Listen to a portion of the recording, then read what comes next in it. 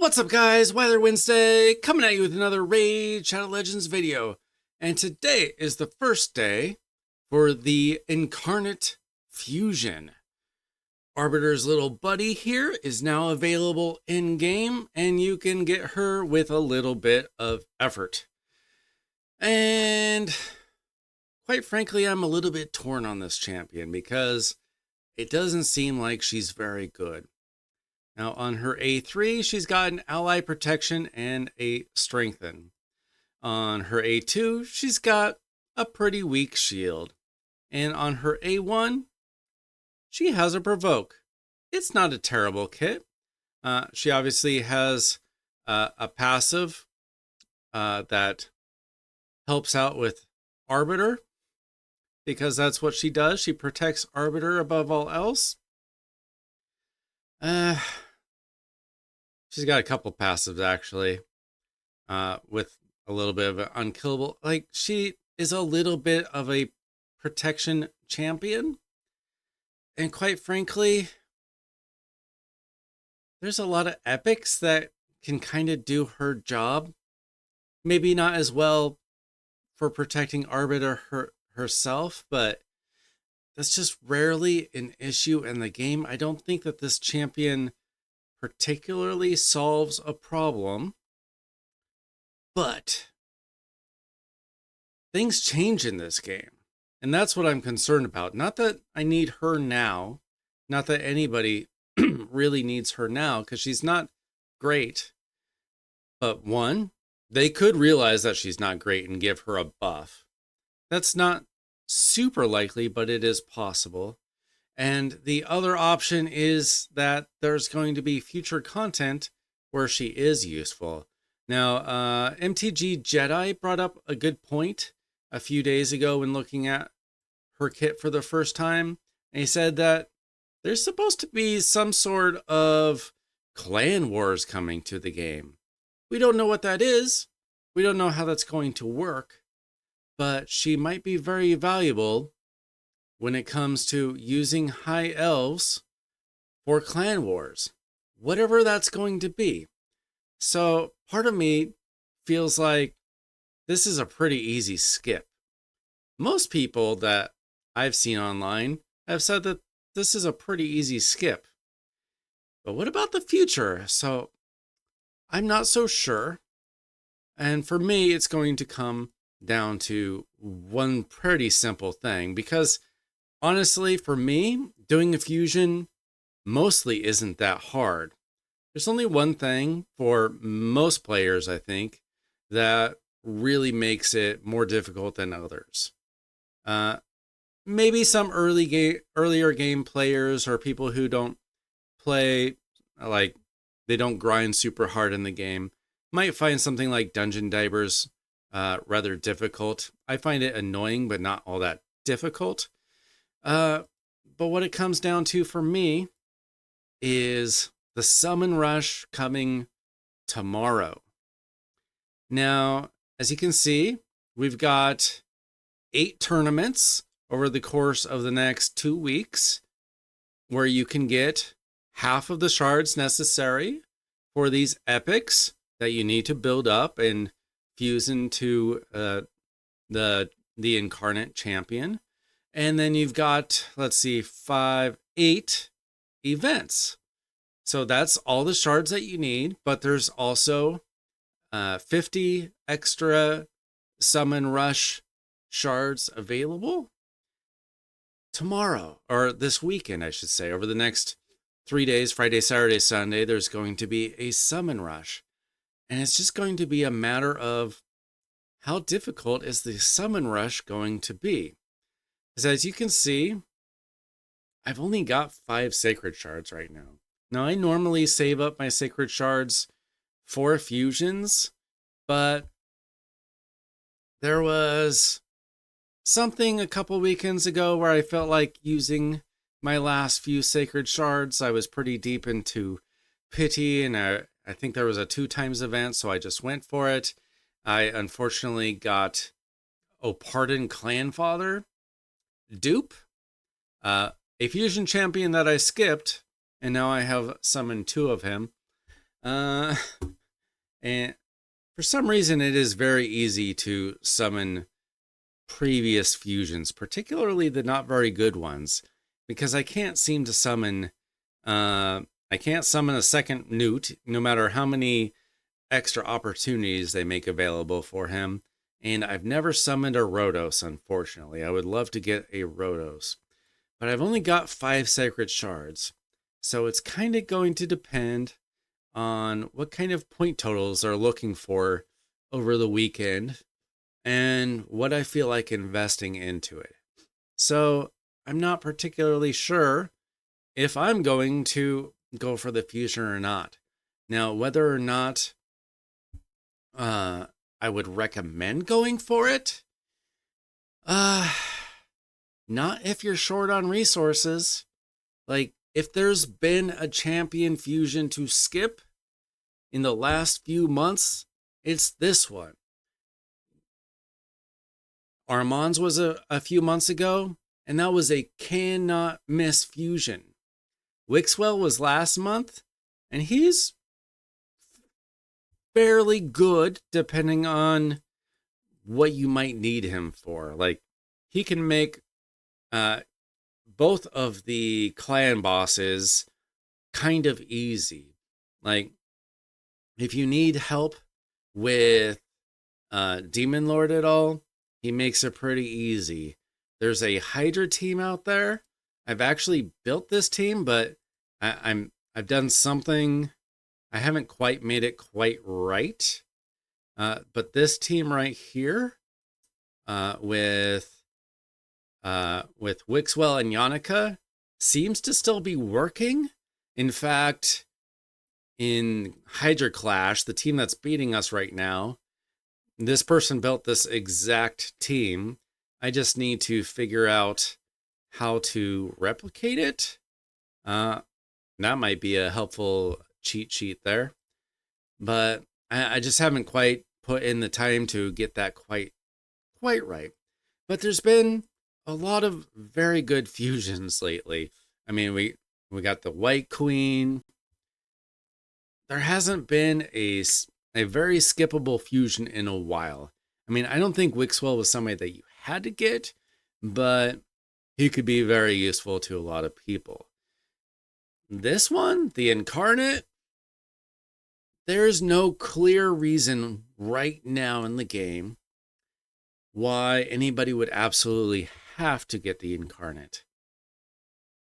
It's just, what about the future? Maybe somebody will figure something out with her that will make her amazing. I kind of doubt it, but I've been surprised before. You just never know. There have been champions that I've skipped that I regretted on some level. I skipped Lethanaril, and that was before Hard Fire Knight came out, and people realized that he was really good there. That was like the number one regret skip that I've done, but it wasn't the end of the world. It would just be a nice champion to get. I think this one's a little closer to someone like Loriaka, easy skip. Clanfather, easy skip. Worm Eater or what's that guy's name? I pulled him, unfortunately. Uger the Worm Eater. I pulled him. I have no idea what to do with him. I skipped him on purpose. For some reason, if I skip fusion on purpose, I tend to get them. I haven't gotten Loriaka yet, thankfully, but it's probably coming. But I would only recommend going for this champion if you have the resources and you want something to do. But there are other things to do in the game right now. I'm recording. What do you want? What do you want? I don't either. Go look for her. She might be outside. She could be in her room, could be in the bathroom. Now, there are other things to do in the game right now that you might want to work on because there was a nerf.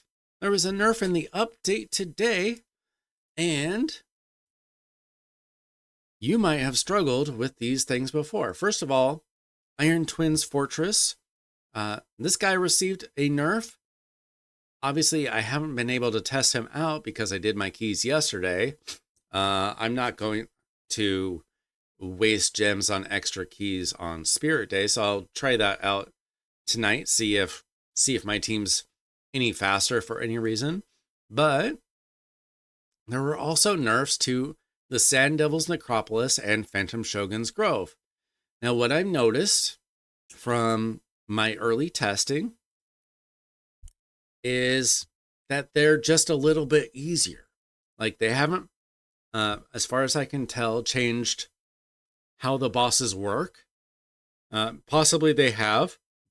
But what I did is I took the teams that I already had and I tested them out. And I was finally able to beat stage 25.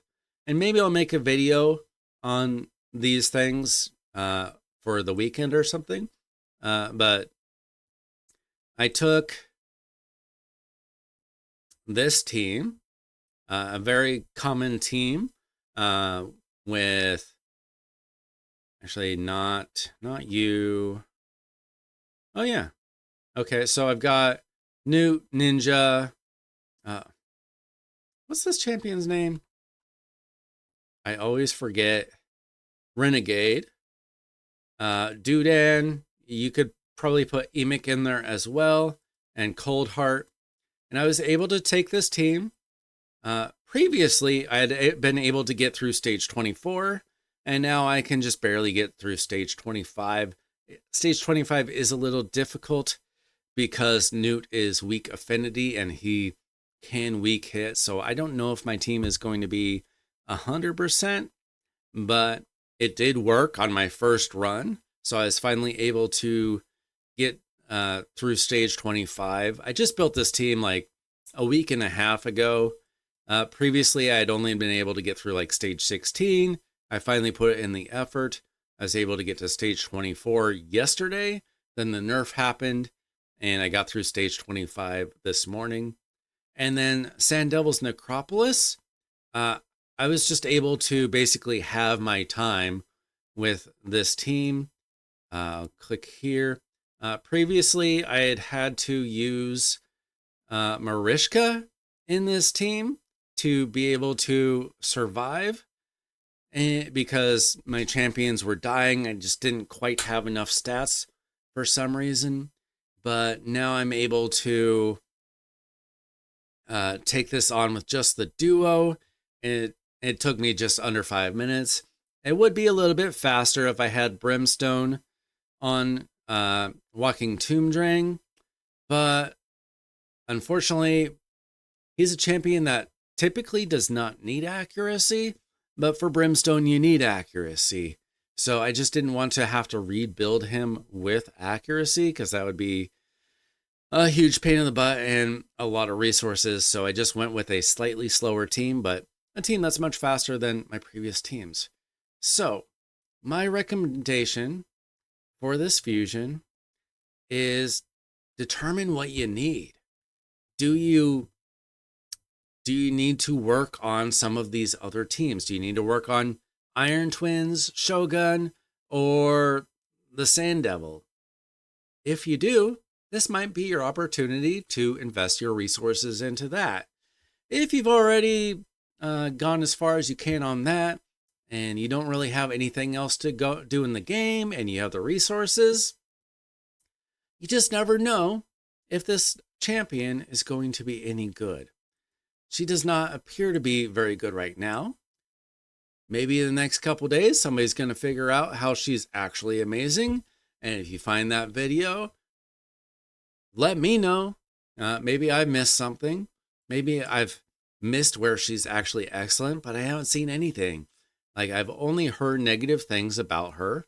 Her kit is very boring and basic, other than the passives that aren't that great. She's an okay ally protector, but not that great. There are epics that probably do the job even better. So I'm not super pressed on getting this champion. If I do it, it's because I've got nothing else to do in the game. And it's going to come down to whether or not I have enough shards this weekend to get the job done.